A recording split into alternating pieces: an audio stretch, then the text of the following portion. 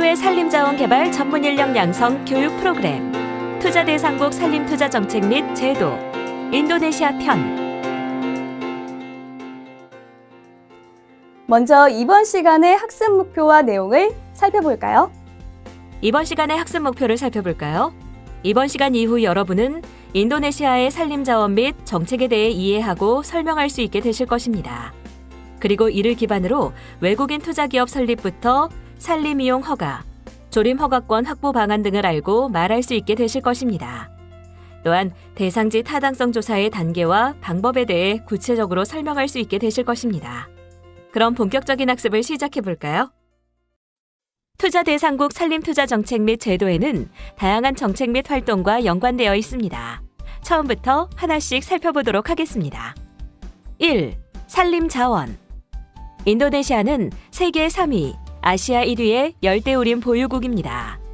인도네시아가 가진 풍부한 산림자원은 경제발전을 뒷받침하는 중요 자원이며 1960년대 말 산림개발의 병각화 이후 동북아시아 국가 합판 산업의 최대 원료 공급처가 되었습니다. 또한 1980년대 인도네시아의 임산업은 합판 공장, 펄프 및 제지 공장과 같은 목가공 제조 설비를 확충함으로써 단순 취치 산업에서 목가공 제조업으로서의 고차 산업화에 성공하게 됩니다. 이러한 인도네시아 산림 분야는 미래 산업으로서의 잠재력이 국제적 수준이라 할 수 있습니다. 최근 기후변화와 석유자원 고갈과 같은 지구적 환경위기가 부상하고 있는데요. 이를 대비하기 위해 산림 분야의 지속 가능한 경영과 바이오매스 연료 등에 대한 증대되는 요구를 충족시킬 수 있기 때문입니다. 인도네시아의 국토 면적은 약 151만 제곱킬로미터이며 인도네시아가 보유한 산림의 면적은 약 1억 2,100만 헥타르로 세계 8위, 열대림 면적은 3위를 차지할 정도로 풍부합니다. 이는 세계 열대림의 약 10%, 동남아시아 열대림의 약 45%에 해당한다고 할 수 있습니다. 인도네시아가 보유한 풍부한 산림자원은 산림 기반 산업의 인도네시아 경제에 대한 기여도를 높이는 역할을 합니다. 먼저 연간 생산 가치는 210억 US달러로 추산되며 산림 관련 산업의 직접 고용 인원은 약 375만 명으로 집계됩니다. 또한 펄프와 제지 산업 및 조림 고용 인원은 151만 명 내외이며 임산물 가공품 및 펄프 제지 산업은 전체 제조업 부가가치의 83%, 그리고 임산물 가공품 및 펄프 제지의 수출 물량은 광물을 제외한 총 수출량의 9%를 기록하고 있습니다. 또한 인도네시아의 산림자원은 사회적 가치도 가지고 있습니다. 왜냐하면 인도네시아의 산림은 풍부한 생물 다양성을 가지며 약 3천만 명의 생계가 직간접적으로 산림자원과 연계되어 있기 때문입니다. 따라서 풍부한 산림자원은 농산촌 지역 주민들에게 중요한 수입원이 되며 산림개발은 주로 빈곤율이 높은 오지에서 이루어지므로 농산촌 지역 인프라 개발과 고용기회 창출로 지역경제 성장에 기여할 수 있습니다. 또한 산림개발 기업과 인근 주민 사이에 파트너십이 체결되며 실제로 정부에 의한 지역사회 개발 프로그램 시행이 장려되고 있습니다. 2. 산림 정책. 인도네시아에서 근대적 벌목이 등장하게 된 것은 동인도 회사가 자카르타를 점령한 1691년부터였습니다. 수확된 목재는 선박 건조에 주로 사용되었으며 산림개발권 발부, 조림 등과 같은 산림자원을 공식적으로 관리하려는 시도는 네덜란드령 인도네시아의 등장, 즉 식민지배 시점인 1808년 산림위원회의 설립부터 시작되었습니다. 인도네시아의 산림자원 관리는 크게 두 가지 형태로 구분됩니다. 첫 번째는 자바섬에서 주로 관리되는 티크조림입니다. 가구재, 제재목 및 건축재 등 고용용재 생산으로 네덜란드 식민 시기부터 시작된 이 사업은 해방 후 국영기업에 인수되었습니다. 자바섬 외의 외방도서에서는 원목 개발, 제재목 개발과 같은 선별적 산림 관리가 이루어지는데요. 1970년대 수마트라와 칼리만탄에서 적용되었던 관리 방식입니다. 수하르토 정권 하에서의 산림 정책은 어떻게 발전하였는지 살펴보겠습니다. 1967년 인도네시아 최초의 산림법이 제정되었습니다. 그리고 1979년 국내 목재 가공 산업 육성을 목표로 하여 목재 가공업의 병설을 의무화하게 됩니다. 이후 1981년에는 합판 산업을 목재 가공업의 중점 산업으로 설정하게 됩니다. 1985년에는 원목의 수출을 전면적으로 금지하면서 1990년대 중반 인도네시아의 하파는 세계 시장의 79%까지 점유하게 되었습니다. 1991년에는 생산림과 보호림을 규정하는 정책이 시행되었습니다. 하지만 1997년 아시아의 외환위기가 불어닥치면서 IMF의 원조를 기점으로 하여 IMF가 주도하는 강력한 경제 안정화 정책이 추진됩니다. 1999년에는 신산림법이 제정됩니다. 신산림법에서는 생산림, 보호림, 보전림 범주를 설정하고 산림 사업권의 발급 권한을 지정하였는데 1만 헥타르 이상은 산림부 장관이, 1만 헥타르 이하는 주지사가 허가해 주도록 규정하였습니다. 하지만 2002년 6월 주지사의 대규모 벌채 허가권 발행을 금지했는데 이는 허가권 남발로 인해 산림 훼손이 심각해졌기 때문이었습니다. 또한 벌채권의 중앙, 지방 배분율을 변화시켰는데 중앙에는 20%, 지방에는 80%를 배분하였습니다. 이외에도 지역 주민에 의한 산림과 임산물의 이용을 확대하고 지역 주민의 권리를 명문화했으며 지방에 대한 권한 이양 또한 명문화했고 지역 주민의 권리 보호 및 산림 보전에 참여를 명시하였습니다. 이렇게 신산림법이 제정되면서 산림 거버넌스와 지방 분권화가 진행됩니다. 1999년 중앙, 지방정부의 정치적 권한의 분권화에 관한 법률과 중앙, 지방정부 간의 재정균형에 관한 법률이 제정되고 신산림법에 따라 지방정부가 이양받은 소규모 벌채권이 남벌되기 시작하며 지역 주민의 불법 벌채가 증가하게 됩니다. 이에 더해 법이 부실하게 집행되고 정부 관료가 부패하게 되며 지역 주민의 빈곤 문제가 결부되면서 산림 거버넌스가 저하되고 산림 훼손 또한 급속도로 진행되었습니다. 따라서 외부에 의한 임업부문 개혁 프로젝트가 가동되게 됩니다. 1988년 이래로 WB와 FAO에 의한 인리 임업부문 개혁 프로젝트는 하판협회의 저항으로 인해 실패하게 되었습니다. 하지만 1998년 IMF의 의견서에 WB의 임업개혁 프로젝트가 명시됨으로써 각종 제도 개혁이 이루어지게 되고 원목 수출 또한 재개되었습니다. 또한 2000년 인도네시아 지원국 회의에서 산림 문제 8개 항목의 산림 정책 개혁을 제시하고 인도네시아 국립공원 내에 불법 벌채 근절에 관한 대통령령을 발효하게 됩니다. 국제화 시대와 규범 준수를 위한 노력 또한 진행됩니다. 인도네시아 정부는 1980년대 중반 이후 산림 자원 관리의 필요성을 인식하고 1992년 국제 열대 목재 기구의 규정에 따라 지속 가능한 산림 경영 인증을 받도록 결의하였습니다. 그리고 1999년 초부터 EU의 자금 원조에 따라 남부 및 중부 칼리만탄 생산림 프로젝트를 실시합니다. 2004년 유도 윤호 정부가 출범한 이후 2005년부터 2009년까지 산림 분야 5대 우선 전략 과제가 추진되었습니다.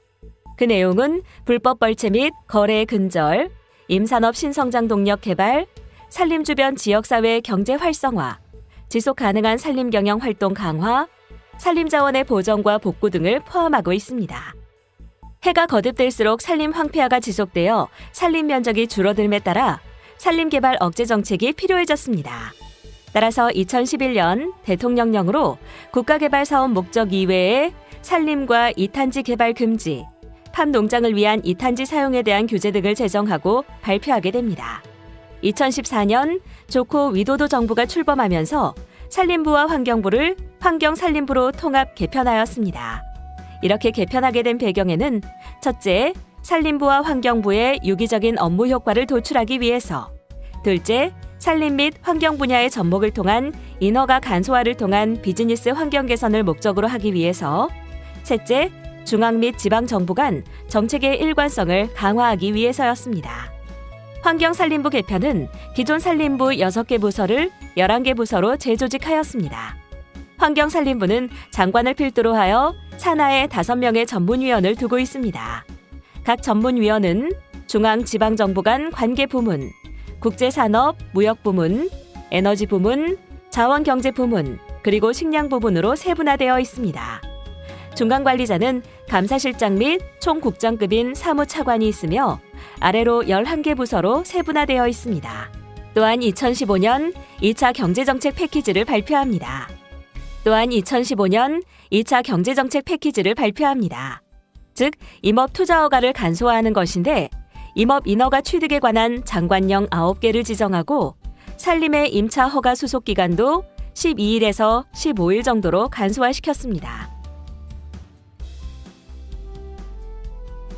3. 외국인 투자기업 설립. 외국인 투자기업이 어떻게 설립되는지 그 절차에 대해 먼저 살펴보겠습니다. 먼저 현지 법인을 설립합니다. 최소 인원은 2명 이상으로 인도네시아 정부의 투자 등록서를 받고 주식회사법에 따라 현지 법인을 설립합니다. 이후 법인 자격을 취득한 후 투자 승인서를 받아 투자를 합니다. 투자를 마치면 상업 생산 시작 전 영업 허가서를 받아 현지 법인 명의로 사업을 실시하는데 이때 외국인은 이 현지 법인의 주주가 됩니다. 외국인 투자법인 설립 1단계, 즉 사업자 등록증 취득 절차에 대해 자세히 살펴보겠습니다. 청원자는 2개 이상의 법인명을 투자조정청에 신청하고 승인과 함께 투자승인 신청서를 제출합니다. 그리고 투자조정청으로부터 투자신청 승인서와 법인 설립 동의서를 발급받고 법인정관을 발급받습니다. 이후 투자조정청으로부터 사업장 소재지 등록증을 발급받고 인도네시아 법무부로부터 개인 법인 납세번호를 발급받습니다. 인도네시아 법무부 인가를 취득한 후에는 투자조정청으로부터 사업자 등록증을 발급받습니다. 별도의 첨부문서는 없으나 사업장 임대, 매매 계약서는 구비하여야 합니다. 청원자는 외국인 관련자이며 인허가권자는 투자조정청장입니다. 이때 유의해야 할 점은 청원서 제출 후 6개월 이내에 법인 설립 절차를 진행하지 않을 경우 취소되며 외국인 투자 승인 신청서는 문서 접수 후 1일 내에 승인된다는 점입니다. 실제로 한국임업진흥원 인도네시아 법인을 설립하는 절차에 대해 알아보겠습니다. 회사 상호를 조회한 후 외국인 투자법인의 투자 신청 및 승인을 취득합니다. 다음 회사 정관을 작성하고 소지지를 증명한 다음 세적을 등록합니다. 이후 부가세 과세 사업자로 등록한 후 법무부의 승인을 얻고 사업자 등록증을 발급받습니다. 이번에는 임산물 가공 공장 사업 허가 절차에 대해 살펴보겠습니다. 먼저 공장 사업 허가를 신청하는데 연 6천 입방 이상의 생산 용량을 가진 공장 설립은 환경산림부 장관을 수신자로 하고 6천 입방 이하는 주지사를 수신자로 신청합니다. 공장 사업 허가가 발급된 이후에는 허가 소유자는 그에 맞는 의무를 이행해야 합니다. 좀 더 자세히 살펴보겠습니다. 목재 임산물 가공공장 사업 허가를 신청하기 위해서 외국인 투자법인이 허가 요청서를 제출해야 하는데 연 6천 입방 이상일 때에는 환경산림부 장관을 수신자로 연 6천 입방 이하일 경우에는 주지사를 수신자로 지정해야 합니다. 참조처의 경우에는 연 6천 입방 이상일 때에는 산업부 장관, 주지사, 시장, 군수를 참조처로 연 6천 입방 이하일 때에는 산림부 장관, 시장, 군수를 참조처로 지정합니다. 소요기간은 연 6천 입방 이상일 경우에는 약 3개월이, 연 6천 입방 이하일 경우에는 약 2개월이 소요됩니다. 이러한 절차는 공장 증설 허가에 대한 절차와 동일하다는 점을 유념하시기 바랍니다. 우두칩 분야에서의 필요 서류로는 법인 설립 증명서, 납세자 등록번호, 회사 소재지, 영업허가서, 회사 등록증, 우두칩 관련 설비 및 용량 리스트가 있으며 생산자재가 원목인 경우에는 주, 군, 산림과 추천서가 필요합니다. 제재소 분야에서의 필요 서류로는 천연림, 조림제에서 생산된 목재 증명서 및 목재 공급 협력 계약서, 생산과 관련된 설비 및 용량 리스트와 법인 설립 증명서가 요구됩니다. 이번에는 허가 소유자의 의무 및 금지 사항에 대해 살펴보겠습니다. 즉, 목재 임산물 가공공장 사업 허가 소유자는 그와 관련된 의무를 사업기간 동안 이행해야 합니다. 허가 소유자가 가진 의무는 다음과 같습니다. 첫째, 부여받은 허가에 맞게 공장을 운영해야 합니다. 둘째, 허가받은 생산 능력을 30% 이상 초과해 생산하는 경우 증설 허가를 제출해야 합니다. 셋째, 공장의 원자재 조달 계획을 매년 수립하고 제출해야 합니다. 넷째, 생산을 포함하여 원자재 조달 및 사용 실적 월간 보고서를 작성하여 해당 감독기관에 제출해야 합니다. 다섯째, 원목 이동 보고서 또는 비목재 임산물 이동 보고서를 작성 및 제출해야 합니다. 여섯째, 가공 임산물 이동 보고서를 작성 및 제출해야 합니다. 일곱째, 허가상에 확정된 공장 사업 활동을 이행해야 합니다. 8째, 허가권자 및 임산물 가공 공장 지도 및 육성 권한을 부여받은 관계기관에게 공장의 활동 및 실적을 주기적으로 보고해야 합니다. 마지막, 허가 소유자가 자격이 있는 임산물 검사 및 검청 요원을 보유하지 않은 경우에는 연 6천 입방까지의 생산 능력을 가진 공장은 자격을 가진 임산물 검사 및 검청 요원을 반드시 채용하고 보유해야 합니다. 허가 소유자에게 금지된 사항에 대해 알아보겠습니다. 허가 없는 공장 사업 확장 및 위치 이전, 환경 기준을 초과해 생활 환경에 대한 오염 및 훼손을 초래하는 경우, 비합법적 원자재 출처로부터 유래된 임산물 원자재를 투입 및 가공하는 경우, 그리고 허가와 다르게 공장 활동을 하는 행위를 엄격히 금지합니다.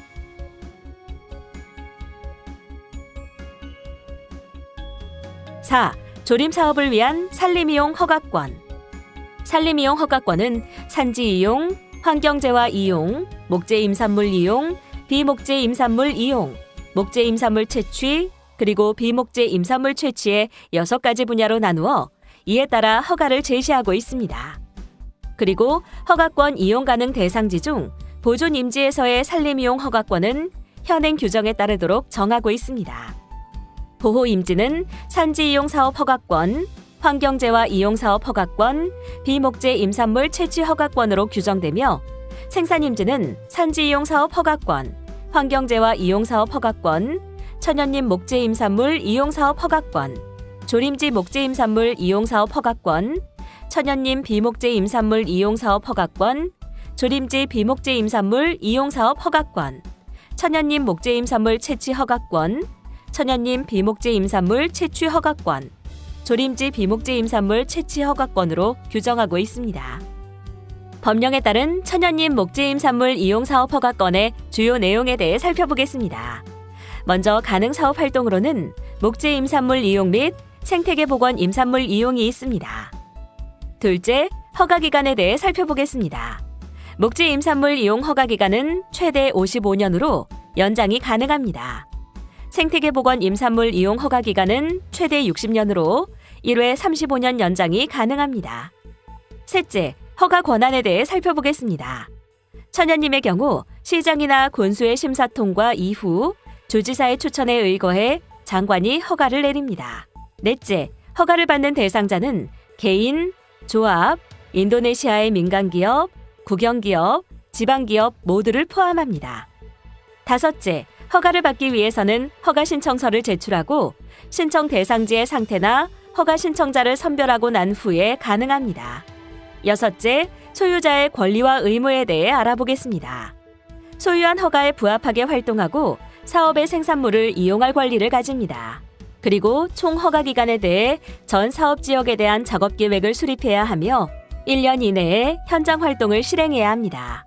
또한 허가 후 늦어도 1년 이내에 경계선 작업을 시행하고 주변 지역 주민들과 협력해야 합니다. 일곱째, 산림이용 부과금 및 기금에는 산림자원세와 조림기금이 있습니다. 여덟째, 허가를 연장하고자 할 때에는 허가 만료 2년 전에 허가 연장서를 제출하면 됩니다. 마지막으로 허가가 취소되는 경우는 다음과 같습니다.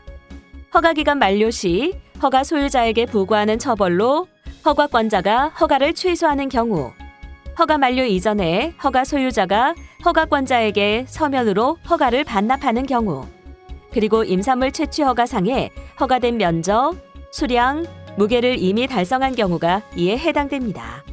인도네시아 천연림 목재 임산물 이용 사업 허가 현황에 대해 살펴보겠습니다. 2011년 기준 인도네시아 28개 주 지방정부에서 사업이 실행 중이며 총 사업지역 287개 지역, 총 면적은 약 2276만 1천 헥타르를 차지하고 있습니다. 특히 동부 킬리만탄주가 85개 지역, 총 면적 약 574만 4천 헥타르로 가장 많으며 전반적으로 칼리만탄 섬이 전체 인도네시아 천연림 목재 임산물 사업의 약 50% 이상을 차지하고 있고 파푸아 섬은 그 다음으로 약 34%를 차지하고 있습니다. 다음으로 실제 조림 사업을 추진하기 위해 가장 중요한 허가권인 산림조업 허가권 취득 절차에 대해 알아보도록 하겠습니다. 허가권 취득은 지방정부와 중앙정부 두 단계로 나누어지는데요. 우선 지방정부 단계에서의 산업조림 허가권 취득 절차에 대해 알아보겠습니다. 군수 추천서 단계에서 먼저 조림지 기술평가 청원서를 제출하고 조림 후보지 기술평가를 실행하고 그 결과를 보고합니다. 이후 조림지 청원서를 제출합니다. 그리고 주지사 추천서 단계에서는 산지 이용 분석을 실행합니다. 그렇다면 중앙정부 단계에서의 산업조림 허가권 취득 절차는 어떨까요? 환경산림부 장관 1차 지시서 단계에서 먼저 조림지 목재 임산물을 이용할 수 있는 사업 허가를 청원합니다. 이후 기술평가 및 행정서류를 심사하고 산림부 공청회 및 심사를 진행합니다. 이후 환경영향평가 실행 결과를 보고합니다. 지금 보시는 플로우는 산업조림 투자의 전체 절차를 나타내는 것입니다.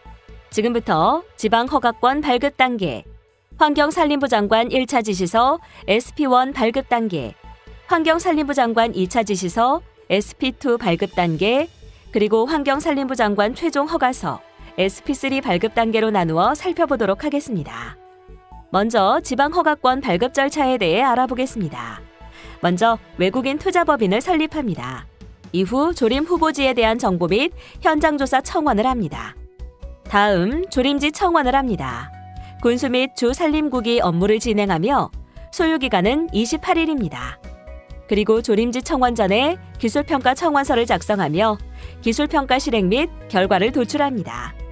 다음 조림지 청원 이후에는 기술제안서의 계략적 내용을 20일에 걸쳐 작성합니다. 이후 군수 추천서를 작성하는데 주지사 및 주 산림국이 주도하며 30일이 소요됩니다. 군수 추천서 작성 이후에는 산지 이용 구분 분석 및 군수 추천서, 기술 제안서 분석을 실행합니다. 이후 주지사 추천서를 발급받는데 30일이 소요됩니다. 조림 후보지에 대한 기술평가 청원서 제출에 대해 자세히 알아보겠습니다.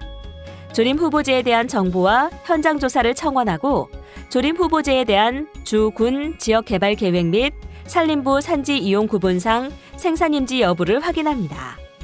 이후 기술평가 청원서를 제출하는데 이때 산업조림 허가권 청원을 위한 사업 계획 및 조림 후보지의 위치 및 면적을 명시해야 합니다. 약 20일이 소요되며 청원자는 외국인 투자법인, 담당 기관은 군수 및 주 산림국입니다. 이 단계에서는 지역 개발 계획 및 산지 이용 구분을 참고할 수 있습니다. 그리고 조림 후보지에 대한 기술평가 실행 및 결과에 대해서도 자세히 알아보겠습니다.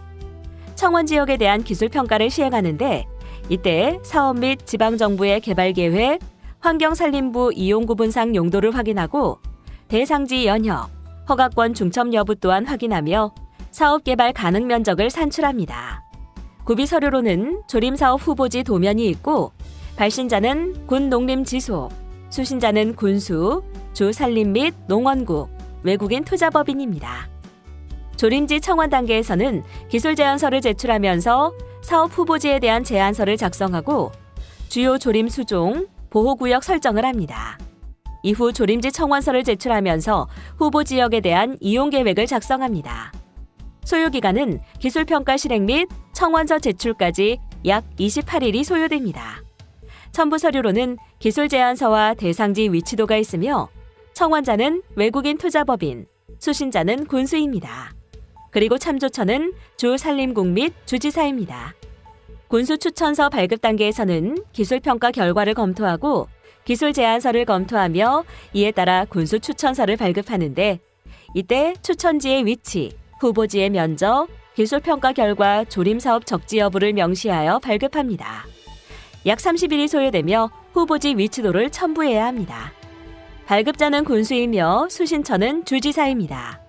참조처 및 관련 기관으로는 환경산림부 장관, 지속가능 생산림관리국장, 산림계획 및 환경거버넌스국장, 주산림국장, 군산림지소장, 환경산림부 지역 국유림관리소와 외국인 투자법인이 있습니다. 산지 이용 분석 실행 단계에 대해 알아보겠습니다. 군수 추천 지역에 대한 산지 이용 분석을 실행하고 그 결과를 보고하는 단계입니다.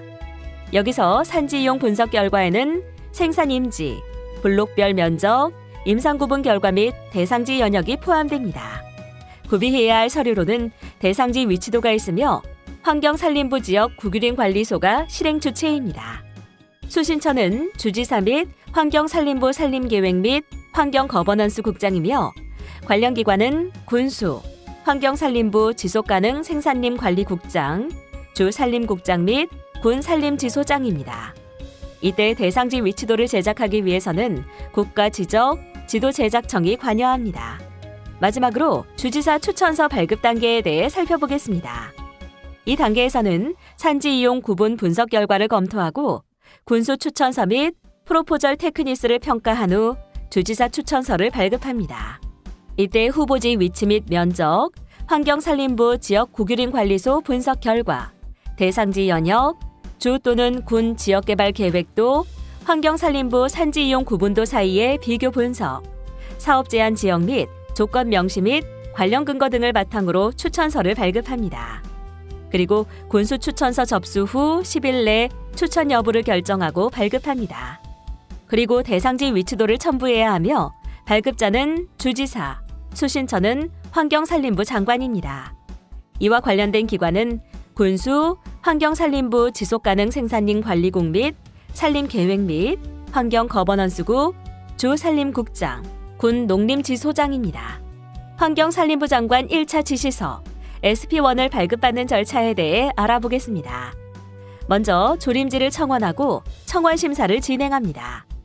외국인 투자법인이 환경산림부 장관에게 신청하는 것이며 심사할 때에는 사업계획서, 군수추천서, 주지사 추천서, 법인 관련 서류, 산지 이용 분석 결과, 위성사진 등을 함께 첨부합니다.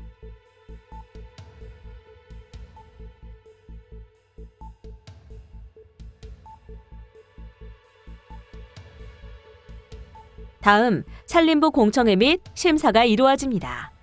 이 단계는 산림보호 및 보전청에서 주관하며 심사 후 결과는 법정 7일 이내에 통보됩니다. 마지막으로 1차 지시서가 발급되는데 이 지시서를 근거로 환경영향평가가 실행됩니다. 앞에서 보신 절차를 좀 더 자세히 살펴보겠습니다. 먼저 환경산림부에 조림지를 청원하는 단계입니다. 환경산림부 공청회 및 심사를 위한 청원서를 제출하는 단계로 구비해야 할 행정서류로는 법인 관련 서류, 기술평가서, 군수추천서, 산지 이용 분석 결과, 주지사 추천서, 환경산림부 지속가능 생산림관리국 청원서, 사업 대상 지역의 지사 계열 서약서가 있습니다.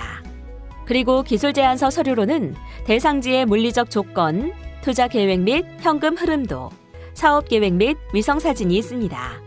수신처는 환경산림부 장관이며 관련 기관으로는 지속가능 생산림 관리국, 산림계획 및 환경거버넌스국, 천연자원 및 생태계 보전국, 유역관리 및 보호림국 등이 있습니다. 둘째, 기술평가 및 행정서류 심사 절차에 대해 알아보겠습니다. 기술평가에서는 기술평가서, 산지 이용 결과 분석 및 산지 이용 구분을 검토합니다. 그리고 행정서류 심사에서는 법인 관련 서류 등을 검토합니다. 심사 결과 통보 단계에서는 누락 서류를 보완할 수 있습니다. 실행 주체는 지속가능 생산림 관리국과 산림계획 및 환경거버넌스국 등이고 기술 제안서 및 법인 관련 서류 약 20부를 구비해야 합니다. 그리고 이 단계의 법정 심사 기간은 10일입니다. 셋째, 환경산림부 공청회 및 심사 단계입니다. 공청회 및 심사위원을 확정하고 일정을 통보하며 심사를 진행합니다. 질의와 응답을 진행한 뒤 수정사항과 보완사항을 지적합니다. 이 단계에서의 실행 주체는 지속가능 생산림 관리국과 산림계획 및 환경거버넌스국 등이며 기술제안서 및 법인 관련 서류 20부를 첨부해야 합니다. 심사위원은 관련 기관이 담당하며 법정 소요일수 7일 내 심사 결과를 통보해야 합니다. 마지막으로 환경영향평가 실행 및 주지사 결정서 발급 단계에 대해 알아보겠습니다. 환경영향평가 실행 단계에서는 환경산림부에 등록된 컨설턴트를 지정하고 현장 답사를 진행하며 환경영향평가 계획을 작성합니다. 이후 공청회를 실시하며 현장 조사를 실행합니다. 현장 조사 내용으로는 희귀 및 멸종위기 동식물, 지형 분석, 지질, 토양, 이화학성 분석, 하천 수질 검사, 임상 및 토지 이용 조사 등이 있습니다. 이후에는 보고서, 환경관리대책, 환경감시대책을 작성합니다. 마지막으로 주지사 결정서를 발급합니다. 구비해야 할 서류로는 환경영향평가 계획, 보고서, 환경관리대책 및 환경감시대책이 있습니다. 실행주체는 컨설턴트, 외국인 투자법인, 주환경국, 자치단체장, 그리고 지역주민입니다. 관련 기관은 주 군환경국 및 지소, 토지청 군지소, 군농림지소, 자치단체장 등이 있습니다. 이 단계에서는 공청회 이후 2주 안에 수정보고서를 제출하도록 지시하고 있습니다. 다음으로 환경산림부 장관 2차 지시서 SP2를 발급받는 절차에 대해 알아보겠습니다. 먼저 1차 지시서를 발급받습니다. 이 지시서의 의무 실행 기간은 160일 이내입니다. 1차 지시서 SP1 발급 후 환경영향평가를 실행합니다. 이 단계에서 컨설턴트를 지정하는데 주환경국 및 외국인 투자법인이 수행합니다. 특히 이 단계에서의 관계기관은 주산림국과 군산림지소 등이 있습니다. 다음 환경영향평가 실행계획, 환경관리계획 및 환경감시계획을 실행합니다. 컨설턴트와 외국인 투자법인에서 주환경국으로 실행주체가 이동하며 이때 컨설턴트와 외국인 투자법인은 현장 답사를 실시합니다. 이후 환경영향평가 심의 및 공청회가 진행됩니다. 이때 컨설턴트와 외국인 투자법인은 대상지 및 주변 사회를 조사하고 주민 공청회를 개최합니다. 심의 및 공청회가 끝나면 주지사 결정서가 도출되며 이후 환경영향평가 결과가 도출됩니다. 마지막으로 지시서가 발급되는데 여기서는 대상 사업지 면적 및 연평균 벌채량이 확정되어 나옵니다. 이 지시서의 법정 의무 실행 기간은 15일 이내입니다. 앞에서 보신 절차 중 일부를 좀 더 자세히 살펴보겠습니다.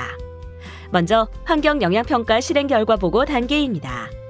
지속가능 생산림 관리국을 통해 환경산림부 장관에게 환경영향평가 결과를 보고하는 단계로 구비해야 할 서류로는 주지사 결정서, 보고서, 환경관리대책 및 환경감시대책이 있습니다. 청원자는 외국인 투자법인이며 수신자는 지속가능 생산림 관리국장입니다. 이 단계에서는 법정 공휴일을 제외하고 150일 이내에 결과를 보고해야 하며 연장 청원을 할 때에는 사유를 반드시 기재해야 합니다. 이번에는 2차 지시서인 SP2 발급 단계에 대해 살펴보겠습니다. 보고서, 환경관리대책, 환경감시대책을 토대로 한 지시서를 발급하는 단계로 산지이용계획청장에게 15일 이내에 워킹 에어리어 작업 실행을 지시하고 도면 작성을 지시합니다. 발급자는 산림개발청장이며 산지이용계획청장이 수신자고 외국인 투자법인, 주산림국, 군농림지소를 참조자로 기재합니다. 환경산림부 장관 최종 허가서를 발급받는 절차에 대해 알아보겠습니다. 먼저 사업 대상지를 산출합니다. 여기서 연평균 벌채량을 확정하고 지도를 작성합니다. 실행주체는 산림계획 및 환경거버넌스국 및 지역국유림관리소이며 소요기간은 15일입니다. 여기에서 도출된 사업 대상 면적 및 연평균 벌채량 산출 결과는 산림계획 및 환경거버넌스국에서 지속가능 생산림 관리국으로 이관됩니다. 다음 그 결과를 바탕으로 최종 허가서 초안을 제출합니다. 이때의 실행주체는 지속가능 생산림 관리국에서 사무총국장으로 넘어가며 초안을 제출한 다음에는 임지세 납부고지서를 발급받을 수 있습니다. 이후 법률적 절차를 검토합니다. 사무총국장이 검토하며 7일 정도 소요됩니다. 이때 법률적 절차 검토 전에 임지세 납부고지서를 발급받을 수 있습니다. 다음 최종 허가서 결정서가 환경산림부 장관에 의해 작성됩니다. 이때 임지세 납부 확인증을 제출합니다. 마지막으로 1년 및 10년 단위의 사업 계획서를 제출합니다. 1년 이내에 제출해야 하며 그 이전에 세부 정밀 입지 조사를 시행할 수 있습니다. 앞에서 보신 절차를 좀 더 자세히 살펴보겠습니다. 먼저 워킹 에어리어 실행 및 결과 보고 단계입니다. 1차 지시서인 SP1상의 추천 도면을 바탕으로 한 사업 대상지를 산출하고 도면 작성 및 연평균 벌채량을 확정합니다. 이 단계에서 구비해야 할 서류는 도면 및 연평균 벌채량 관련 보고서입니다. 실행 주체는 환경산림부 지역 국유림관리소, 주산림국, 군농림지소이며 수신자는 산림개발청장입니다. 둘째, 최종 허가서 초안 제출 단계입니다. 환경산림부 장관 최종 허가서 초안을 작성하고 제출하는 단계로서 실행 주체는 지속가능생산림관리국이며 수신자는 사무총국장입니다. 이때 같은 시기에 임지세 납부고지서를 발급받을 수 있습니다. 셋째, 최종 허가서의 법률적 내용 검토 및 제출 단계입니다. 지속가능생산림관리국장이 작성한 최종 허가서 초안에 대해 법률적 내용 검토를 한 후 환경산림부 장관에게 제출합니다. 그리고 환경산림부 장관은 초안 수령 후 7일 이내에 검토를 완료하고 이를 제출해야 합니다. 이 단계에서의 실행 주체는 환경산림부 장관입니다. 넷째, 환경산림부 장관 최종 허가서 발급 단계입니다. 조림지 목재임산물 이용 사업 허가를 발급하는 단계로 최종 허가서 발급 이전 임지세 납부를 완료하고 확인증을 제출합니다. 그리고 세부 임지 정밀 조사를 실행하도록 지시하며 최종 허가서 발급 후 1년 이내에 1년 및 10년 사업계획서를 제출해야 합니다. 발급자는 환경산림부 장관이며 외국인 투자법인이 수신자가 됩니다. 그리고 이 단계는 법정 소요일 수가 없습니다. 산업조림 사업을 실행하고자 할 때 최종 허가서를 발급받은 기업은 사업 대상지에 대한 세부 정밀 임지조사를 실시합니다. 그리고 그 결과를 바탕으로 1년 단위의 연간 사업계획서와 10년 단위의 사업계획서를 작성하여 환경산림부에 제출해야 합니다. 또한 최종 허가서 발급 1년 이내에 진행되어야 하고 이를 준수하지 않을 경우 산업조림 허가권 취소의 원인이 됩니다. 5. 조림 허가권 확보 방안. 첫 번째로 직접 취득이란 조림 허가 절차를 통해 조림 허가권을 투자자가 직접 취득하는 방법입니다. 이러한 직접 취득의 장점으로는 장기적 토지 이용 권리가 최대 95년까지 보장된다는 것과 기업 경영 목표의 변경에 따라 일부 지분을 매각하여 초기 자본의 회수가 가능하다는 것, 그리고 기업 경영 목적에 맞는 사업을 실행함으로써 독립적인 산림 경영이 가능하다는 점입니다. 반면 단점으로는 조림 허가권 획득까지의 시간이 오래 걸린다는 것, 그리고 획득 과정부터 사업 시점 종료까지 대미 문제에 대한 어려움을 직접 해결해야 한다는 점을 들 수 있습니다. 이번에는 현지 기업 지분 인수 방법에 대해 살펴보겠습니다. 기존의 조림 허가권을 보유하고 있는 기업 지분의 일부나 전체를 인수하는 방법을 뜻합니다. 이러한 현지 기업 지분 인수 방법의 장점으로는 조림 허가권 확보 기간이 짧아 사업 실행 단계까지의 소요 시간을 단축할 수 있다는 점입니다. 반면 단점으로는 인도네시아 법에 대한 이해가 부족한 경우 현지 기업과의 소송 문제나 사업 진행이 불가능한 상황이 발생할 수 있으며 지분 인수 과정에서 초기 투자 비용이 많이 들 수 있다는 점을 들 수 있습니다. 마지막으로 협력 사업 방법에 대해 살펴보겠습니다. 주로 자바 지역의 영림공사 및 그 외 지역의 지방공사와 역할을 분담하여 조림 사업을 실행하는 방법을 뜻합니다. 여기서 영림공사란 국유림의 조림, 육림, 벌채, 산림부산물 육성 등을 담당하는 국영기업을 지칭하며 이러한 영림공사 및 지방공사가 국가 소유의 임지를 제공하고 투자자는 사업 진행을 위한 자본을 투자하면서 협업이 이루어지는 것입니다. 이러한 협력 사업의 장점으로는 인도네시아 정부로부터 토지 및 사업 실행의 안정적 보장을 받을 수 있다는 것과 영림공사의 노하우를 활용할 수 있다는 것, 그리고 대민 문제 발생 여부가 상대적으로 적다는 것을 들 수 있습니다. 반면 단점으로는 대면적의 조림지 확보가 어렵다는 것과 투자자가 경영권을 확보할 수 없어 기업 수익을 절감시키는 큰 요인으로 작용할 가능성이 있다는 점을 들 수 있습니다. 앞에서 보셨던 세 가지 조림 허가권 확보 방안을 초기 투자 비용, 확보 기간, 대민 문제, 경영권, 수익성 측면으로 나누어서 순위를 매겨보도록 하겠습니다. 직접 취득 방식은 초기 투자 비용, 경영권, 수익성 측면에서는 우세하지만 확보 기간 및 대민 문제 측면에서는 가장 취약합니다. 지분 인수 방식은 확보 기간 측면에서는 가장 강점을 보이며 대민 문제, 경영권, 수익성 측면에서는 중간 정도 우세함을 나타내지만 초기 투자 측면에서는 가장 취약합니다. 마지막으로 협력 사업 방식은 대민 문제 측면에서 가장 강점을 보이며 초기 투자 비용 및 확보 기간 측면에서는 중간 정도 우세함을 나타내지만 경영권 및 수익성 측면에서는 가장 취약합니다. 6. 대상지 타당성 조사. 신규 허가 대상지에서의 사전조사 절차에 대해 살펴보겠습니다. 먼저 조림투자 대상지를 선정합니다. 이때 두 가지를 중점적으로 조사하는데요. 산지 이용 구분, 허가권 발급 여부, 이탄지 및 천연임을 확인하는 산지 이용 구분과 주민 조림 사업 여부 및 타 사업 진출 여부를 확인하는 주정부 개발 계획으로 나누어 조사합니다. 이후 GIS를 분석합니다. 분석할 내용은 행정적 위치, 지리적 위치, 위성 영상, 해발고 및 경사도 등이 있습니다. GIS 분석이 완료되면 사전조사 적합지 여부를 결정합니다. 다음은 신규 허가 대상지의 현장 답사 및 조사 계획 절차에 대해 살펴보겠습니다. 사전조사 적합지가 선정되면 두 가지 내용을 확인해야 합니다. 바로 사전조사 자료와 인프라 여건을 확인해야 하는데요. 사전조사 자료에는 신규 지방개발 계획, 허가권 중첩 여부, 임지 연역 등을 확인해야 하고, 인프라 여건에는 접근 및 이동 경로, 물류 여건, 전기 및 인력 수급 여부를 확인해야 합니다. 이후 분석 작업을 거친 뒤 현장 조사 타당성을 검증합니다. 타당성을 검증할 때에는 실제 사업 가능 면적 및 주민 성향을 중점적으로 분석합니다. 타당성 검증이 완료되면 조사 계획을 수립합니다. 마지막으로 신규 허가 대상지의 현장 조사 절차에 대해 살펴보겠습니다. 현장 조사에서는 크게 산림조사와 사회조사로 나누어 이루어집니다.